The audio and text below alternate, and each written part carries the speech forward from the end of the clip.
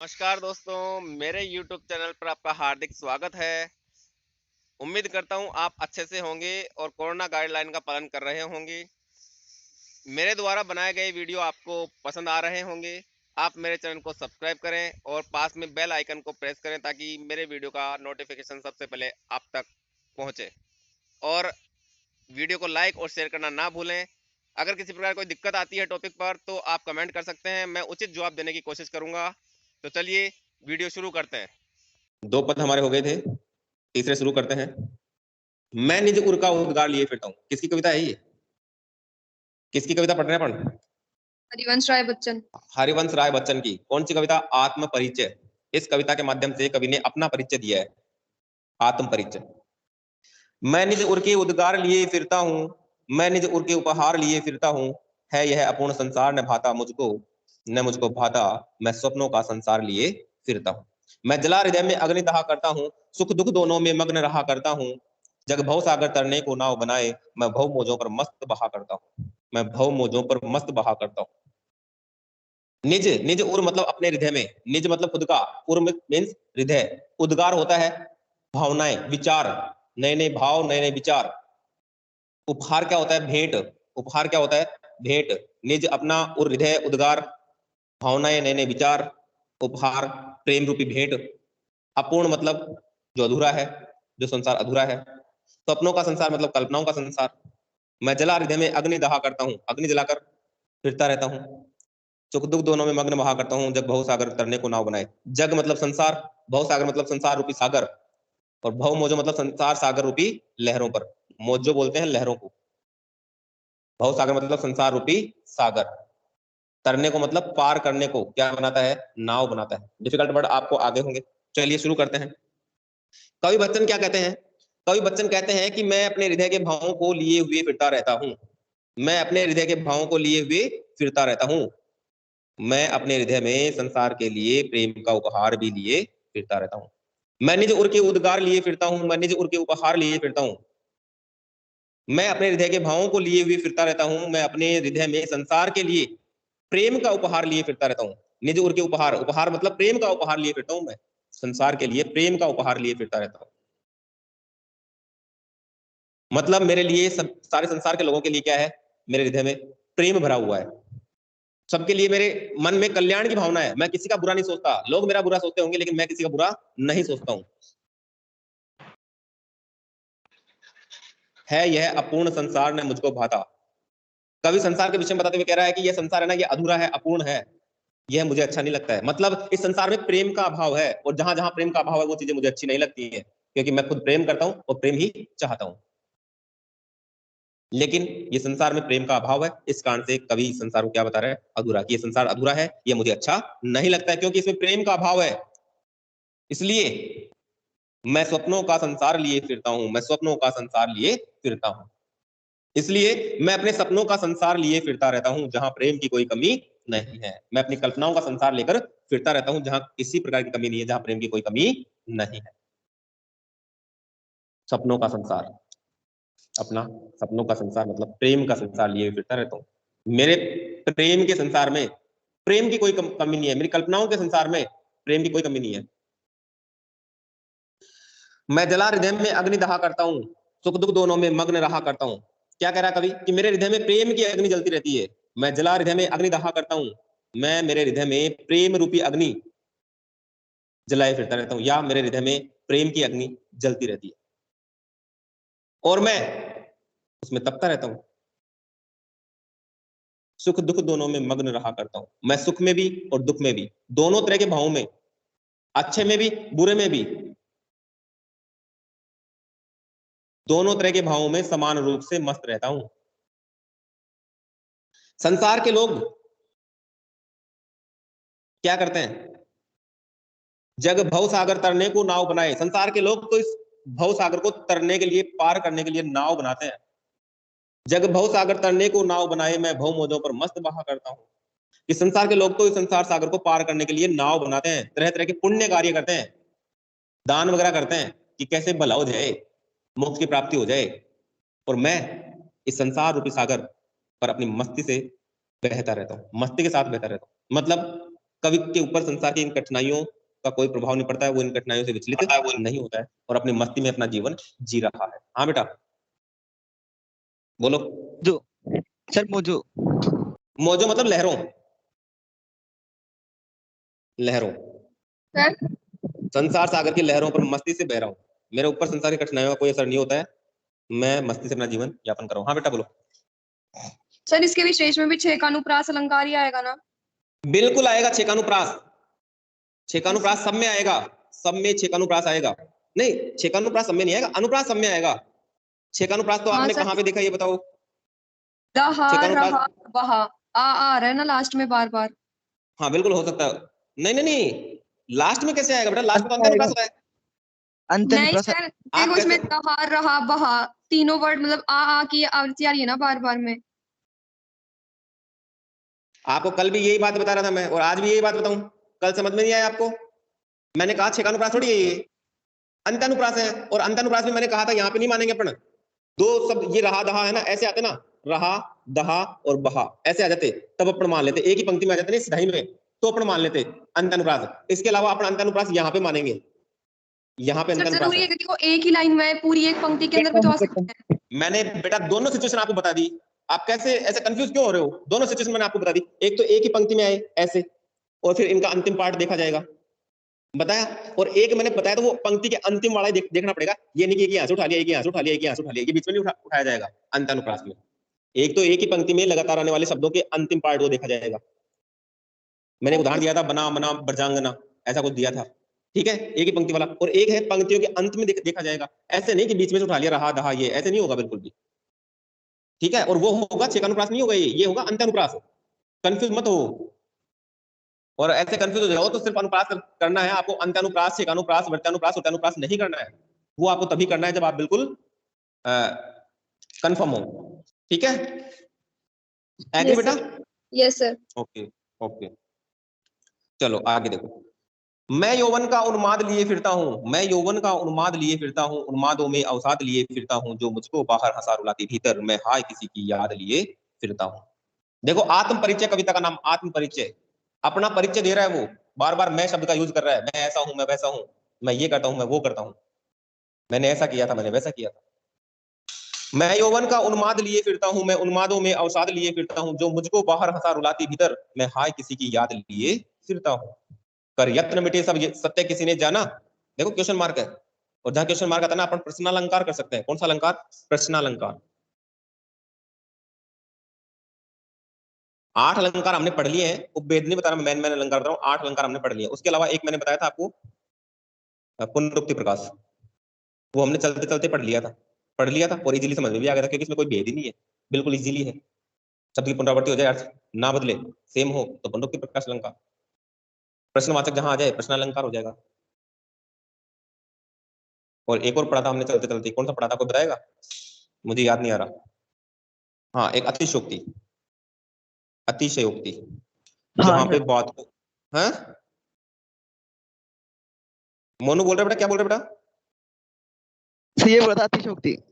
हाँ अतिशयोक्ति, अतिशयोक्ति में क्या होता है, बात को बहुत ज्यादा बढ़ा चढ़ाकर प्रस्तुत किया जाता है, जहां पर बात को बहुत ज्यादा यस बढ़ा चढ़ाकर प्रस्तुत किया जाता है वहां पर अतिशयोक्ति अलंकार होता है।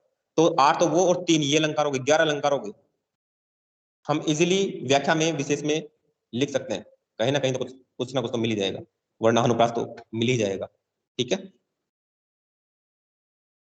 कर यत्न मिटे सब सत्य किसी ने जाना, नादान वही है हाय जहां पर दाना, फिर मूड ने क्या जग जो इस पर भी सीखी, मैं सीख रहा हूं सीखा ज्ञान भुलाना।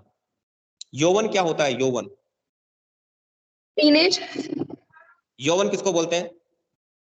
टीनेज नहीं, टीनेज को बेटा बोलते हैं किशोर, किशोर बोलते हैं। यौवन बोलते हैं जवानी को, जवान। बिल्कुल जवानी को, युवा, युवावस्था को बोलते हैं, युवावस्था, यंग एज। ये टीनेज और ये यंग एज, समझ गए? यौवन मतलब युवा या जवानी, उन्माद होता है पागलपन, नशा, मस्ती। किसका नशा, किसकी मस्ती, किसका पागलपन? जवानी का नशा, जवानी की मस्ती, जवानी का पागलपन। मैं यौवन का उन्माद लिए फिरता हूं, मैं उन्मादों में अवसाद लिए फिरता हूं। अवसाद मतलब होता है दुख, दुख दर्द।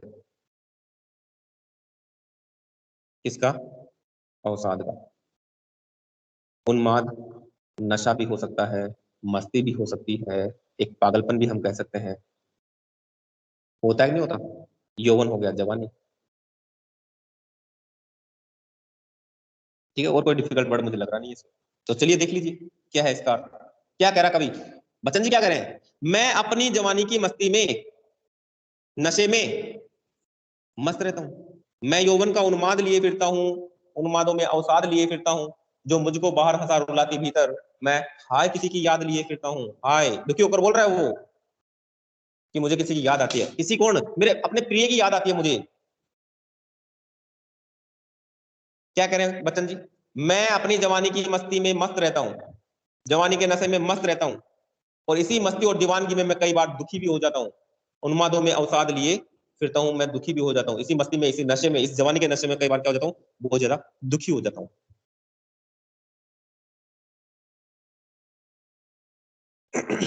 जो मुझको बाहर हंसा रुलाती भीतर, मैं हाय किसी की याद लिए फिरता हूँ, मैं हाय किसी की याद लिए फिरता हूँ। मतलब कवि कह रहा है कि मेरे हृदय में किसी की याद छिपी हुई है, किसी अपने की, किसी प्रिय की। और वो कौन है? इनकी पूर्व पत्नी हो सकती है, अपन मान सकते हैं कि मेरे हृदय में मेरे प्रेमी की याद छिपी हुई है, जो मुझे क्या करती है?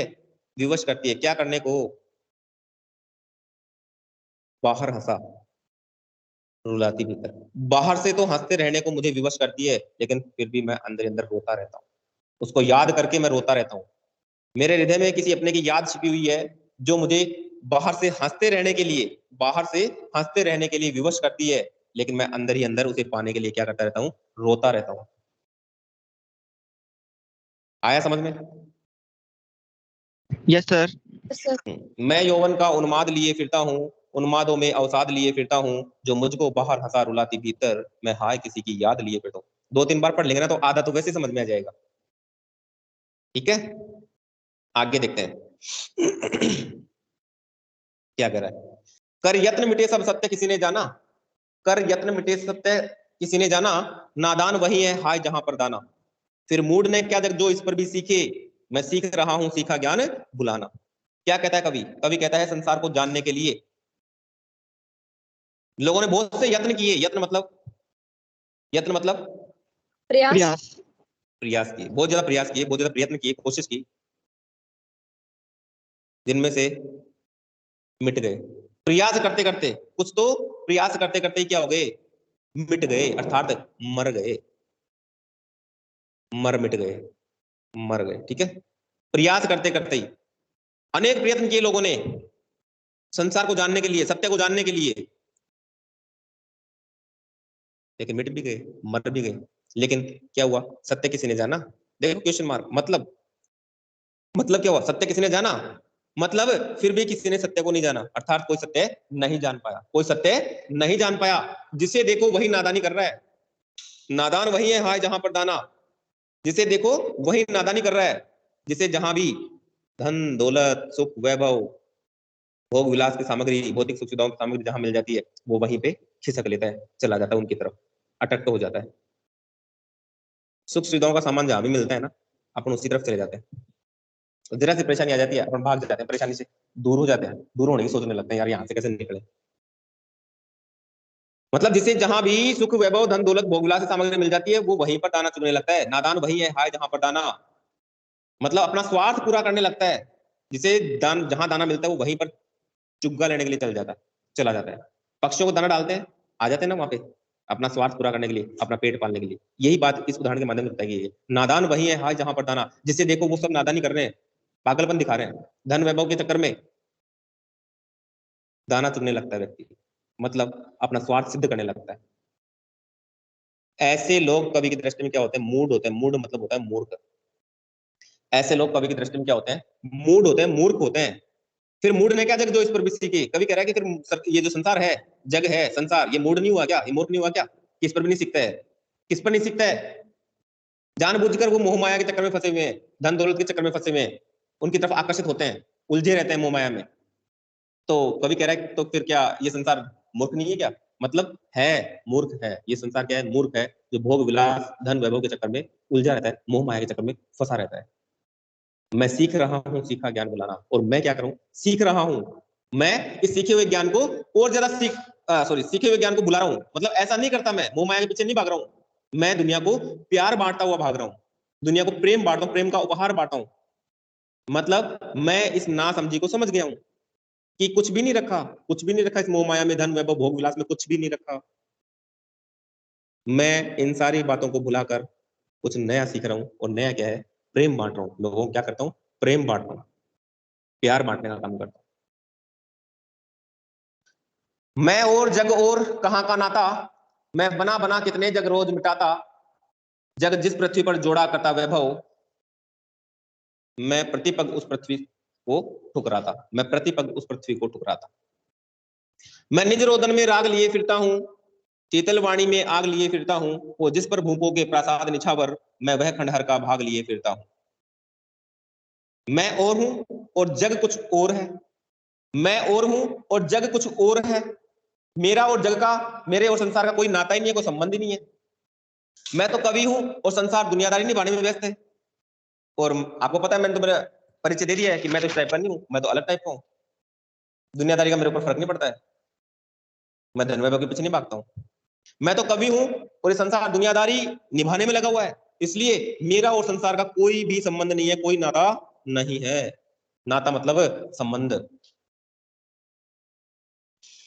नाता मतलब संबंध। मैं बना बना कितने जग रोज मिटाता, कि मेरा तो संसार के साथ में कोई संबंध नहीं है, मैं तो रोज पता नहीं कितने जग बनाता हूं, और संतुष्ट न होने पर उनको मिटा देता हूं। मैं बना बना कितने जग रोज मिटाता, मैं तो अपनी कल्पनाओं का संसार बनाता हूं, और अगर फिर भी मुझे उसमें कोई कमी नजर आती है तो मैं उसको मिटा देता हूं और फिर से दूसरा संसार बना लेता हूं। नए नए संसार बनाता हूं मेरी कल्पनाओं का, और अगर मुझे अच्छा नहीं लगता मैं उसे तोड़ देता हूं, फिर से बना लेता हूं। अरे कल्पनाओं का संसार है। जग जिस पृथ्वी पर जोड़ा करता वैभव, मैं प्रतिपग उस पृथ्वी को ठुकराता। और ये संसार के लोग है ना, इस पृथ्वी पर जो धन वैभव जोड़ने का काम करते हैं ना, मैं हर कदम से ऐसी पृथ्वी को ठुकराता हूँ, अर्थात मैं पसंद नहीं करता हूँ। मैं ऐसी पृथ्वी को पसंद नहीं करता हूँ जहां लोग धन दौलत के चक्कर में लगे हुए, धन दौलत इकट्ठा करने में लगे रहते हैं। मुझे इन भौतिक सुख सुविधाओं से कोई मतलब नहीं है, कोई प्रेम नहीं है। मुझे भौतिक सुख सुविधाओं से, धन वैभव भोग विलास से कोई मतलब नहीं रहा, कोई प्रेम नहीं है, लगाव नहीं है।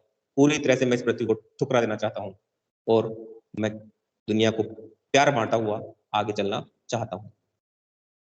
मैं प्रतिपग उस पृथ्वी को ठुकराता। कौन सी पृथ्वी को, जिस पृथ्वी पर, जिस संसार पर लोग, संसार के लोग धन वैभव मोह माया के चक्कर में फंसे हुए हैं, मैं ऐसी पृथ्वी को ठुकरा कर प्रेम बांटना चाहता हूँ। मैं निज रोदन में राग लिए फिरता हूँ, शीतल वाणी में आग लिए फिरता हूँ, और जिस पर भूपों के प्रसाद निछावर, मैं वह खंडहर का भाग लिए फिरता हूँ, मैं वह खंडहर का भाग लिए फिरता हूँ।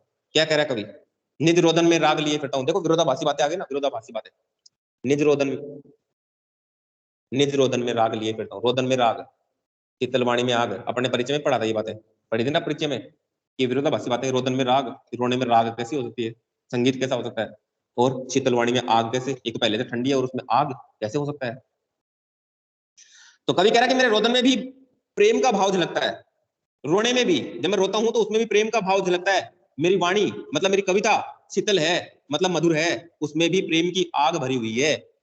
उसमें भी क्या भरी हुई है, प्रेम की आग भरी हुई है। शीतल वाणी में आग का मतलब है मेरी कविताओं में, मेरी मधुर कविताओं में प्रेम रूपी आग, ये आग मतलब प्रेम की आग भरी हुई है।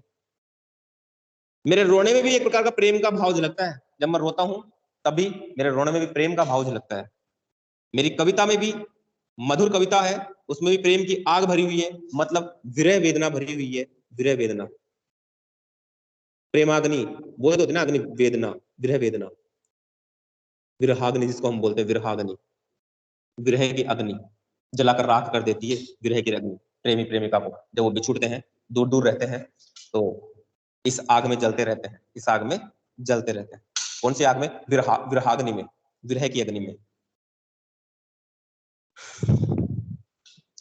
हो जिस पर भूपों के प्रासाद निछावर, हो जिस पर भूपों के प्रासाद निछावर, मैं वह खंडहर का भाग लिए फिरता हूँ। इस धरती पर राजाओं के बड़े बड़े महल विद्यमान है, भूप बोलते हैं राजाओं के, प्रासाद बोलते हैं महलों को। धरती पर राजाओं के बड़े बड़े महल विद्यमान हैं, लेकिन प्रेम की निराशा के कारण मेरा जीवन एक खंडहर जैसा हो गया है।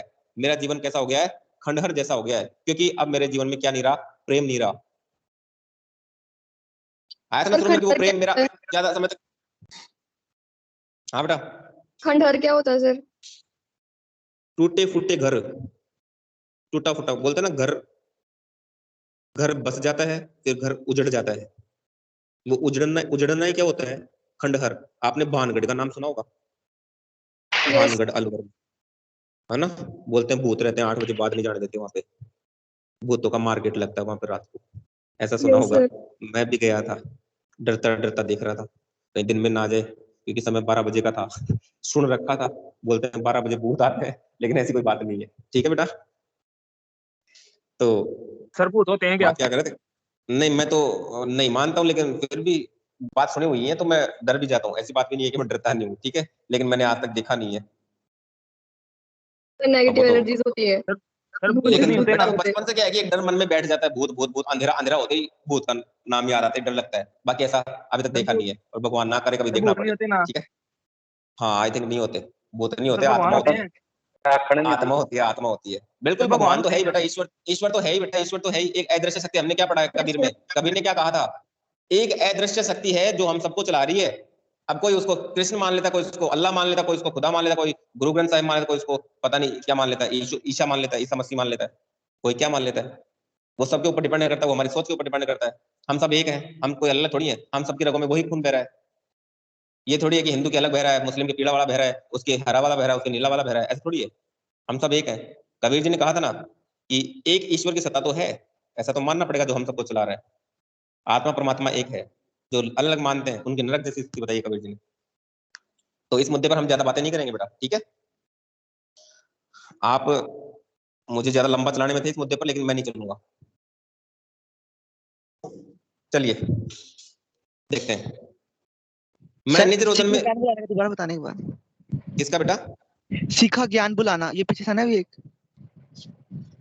मैं सीख रहा हूँ सीखा ज्ञान बुलाना। मैं सीख रहा हूँ सीखा ज्ञान बुलाना, कहाँ से आ गया? पीछे है क्या? हाँ सर पीछे आप पढ़ाए तो बीच में नहीं बोला मैंने। नहीं, जैसे पूरा पद कंप्लीट हो जाता है ना तो आप बोल सकते हैं, तो आप बोल सकते हैं। हाँ, मैं सीख रहा हूं सीखा ज्ञान भुलाना। फिर मूड ने क्या जो जग इस फिर मूड ने क्या जग जो इस पर भी सीखे, मैं सीख रहा हूं सीखा ज्ञान भुलाना। मतलब कवि क्या कह रहा है कि संसार है ना, संसार की जो नासमझी है ना, नादानी, मैं इसको समझ गया हूं। मैं संसार की इस नासमझी को, इस नादानी को समझ गया हूं, इसलिए मैं अपनी पुरानी बातों को भुलाकर मन के अनुसार चल रहा हूं। नादानी कौन सी थी? ये संसार, धन वैभव भोग विलास की तरफ आकर्षित हो जाता है। इसे जहां भी कुछ मिलता है ना, दाना मिलता है, ये वहीं पे चोंच मारने के लिए चला जाता है। हाँ, जहां पर दाना, जहां पर भी इनको दाना मिलता है, कुछ मिलता है, इनका स्वार्थ पूरा हो रहा है, तो ये वहां भाग जाते हैं। धन वैभव दौलत भोग विलास सुख चैन आराम, ये वहीं पे भागते हैं। लेकिन मैं इस चीज को समझ गया हूँ, कुछ नहीं रखा है इसमें। भोग विलास धन जोड़ने में कुछ भी नहीं रखा है, मोह माया में कुछ नहीं रखा है, बस प्रेम में रखा है। प्रेम बांटना चाहिए इंसान को। मैं इन बातों को सीख गया हूं, अब मैं इन पुरानी बातों को भुलाकर मैं मेरे मन के अनुसार चलना सीख रहा हूं। मन के अनुसार, बोलते ना कि दुनियादारी के अनुसार चलोगे तो शायद कुछ भी नहीं कर पाओगे, ना सुख से रह पाओगे, ना चैन से रह पाओगे, कुछ भी नहीं कर पाओगे, क्योंकि दुनिया तो आपकी एक गलती का इंतजार कर रही होती है कि आप कब गलती करें, कब वो आपको टोके। कितना भी अच्छा कर लो, वो हमें टोक ही देगी, मतलब कोई ना कोई कमी निकाल ही लेगी कि आप ये अच्छा नहीं कर रहे।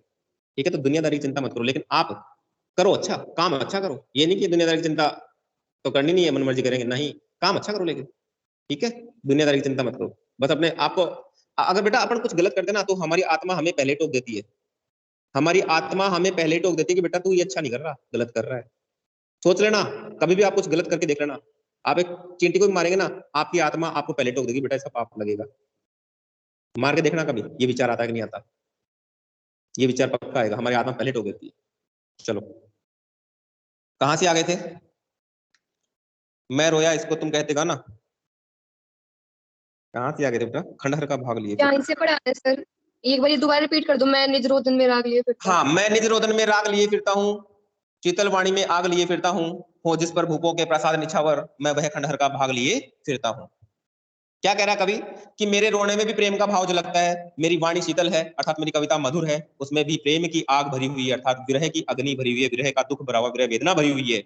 इस धरती पर राजाओं के बड़े बड़े महल हैं, वो जिस पर भूपों के प्रासाद, भूप बोलते हैं राजाओं को, प्रासाद बोलते हैं महल को। ये प्रसाद नहीं है, प्रासाद है। और प्रसाद क्या होता है? प्रासाद क्या होता है? महल। भूप बोलते हैं राजा, नरेश। कि इस धरती पर राजाओं के, राजा महाराजाओं के बड़े बड़े महल हैं, लेकिन प्रेम की निराशा के कारण से मेरा जो जीवन है ना, वो खंडहर बन गया है, खंडहर जैसा हो गया है। मैं वह खंडहर का भाग लिए फिरता हूँ। मेरे जीवन में प्रेम नहीं है ना, आया था चला गया। प्रेम के कारण से, प्रेम की निराशा के कारण से अब मेरा जीवन किसके समान हो गया? खंडहर के समान हो गया है। खंडहर मैंने आपको बता दिया, जो घर उजड़ जाता है उसको खंडहर कहा जाता है। फिर भी मैं अपने खंडहर जैसे जीवन से क्या हूं? संतुष्ट हूं। और अपने इस जीवन को उन महलों पर न्योछावर करता हूं, उन राजाओं के बड़े बड़े महलों पर क्या करता हूं? निछावर मतलब न्योछावर कर सकता हूं। अर्थात कवि क्या कह रहा है? बड़े बड़े सुखों के सामने भी, राजाओं के बड़े बड़े राजभवनों में जो सुख मिलता है ना, उसको उसको वो क्या मानता है? तुच्छ मानता है। और अपने प्रिय को याद करना उसके लिए संतुष्टिदायक है। मतलब कवि अपने जीवन में संतुष्ट है, अपने प्रिय को याद करके भी वो सुखी है, दुखी नहीं है। उसे बड़े बड़े महलों में रहने का सुख नहीं चाहिए, वो अपने प्रिय की यादों में ही क्या है? मस्त है, सुखी है। तो उम्मीद करता हूँ आपको समझ में आ गया होगा। सर और बाकी निज क्या होता है? क्या बेटा? निज क्या होता है? अरे यार, निज कितनी बार तो बताया। निज मतलब खुद का, खुद का, खुद का, स्वयं का, स्वयं। निज मतलब स्वयं है, निज। निजी स्कूल, मैंने इस शब्द को तो आपको बहुत ज्यादा व्याख्या करके बता रखा है। निजी, निजी स्कूल नहीं है, आपका नाम सुना होगा, निजी स्कूल, सरकारी और स्कूल। निजी मतलब खुद की स्कूल। और और उर हृदय को बोलते हैं। निज उर, अपने हृदय में, अपने दिल में। उर मतलब हृदय को, उद्गार दिल को। उद्गार मतलब नए नए भाव, नए नए विचार। दिल में भावनाएं नहीं आती क्या? विचार नहीं उठते क्या हमारे दिल में? और बस सर इतनी। तो चले फिर, मिलते हैं अगली क्लास में। तब तक के लिए धन्यवाद। जय हिंद, जय भारत।